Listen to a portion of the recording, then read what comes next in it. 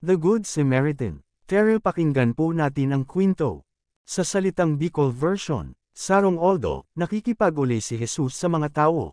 May sarong lalaki na naghapot saya, sisian sakong kapwa.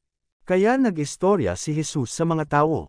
Sarong beses may sarong lalaki na nag-aagi sa sarong tinampo. Inatake siya kan mga parahaban. Isinindaan sa iyang gubing asin binugbog siya. Heroes gadanon nindaan lalaki asin binayaan na nakahigda duman. Sarong padi ang nag-aagi sa tinampong iyan. Kan mahiling niya ang lalaki, nag-agi siya, sa ibong nagilid. Sir Ingman, nag-abutan sarong lalaki na nagtabang sa templo. Nagdulok siya asin hiniling ang lalaki dangan naglako, sa ibong naladaw.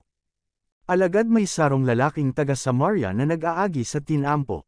Kan mahiling niya ang dukha na binugbog kan mga parahaban, nahirak siya asin dinulok niya ini.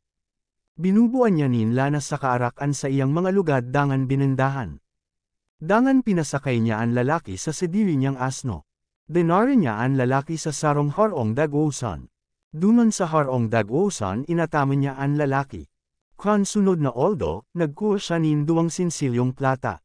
Itinaw niya iyan sa kagsadiri kan harong dagosan asin nagsabi, asikasuhon mo siya. Pagbalik ko digdi, babayadan takakan anuman na iba pang gastos mo saya.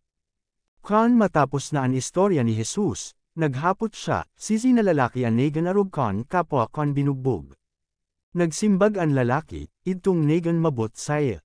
Kaya nagsabi si Jesus, arugman kayan ang gibohan nindo. Ecclesiastes 2:3. Kakatapos kay ni, saro na sana ang dapat itaram, matakot ka sa Diyos, asin otoban mo an sa iyang mga togon, kulita iyo iyan ang katangdanin tao. Sa Tagalog, Ecclesiastes 2:3. Ito ang wakas ng bagay, lahat ay narinig, ikaw ay matakot sa Diyos, at sundin mo ang kanyang mga utos, sapagkat ito ang buong katungkulan ng tao.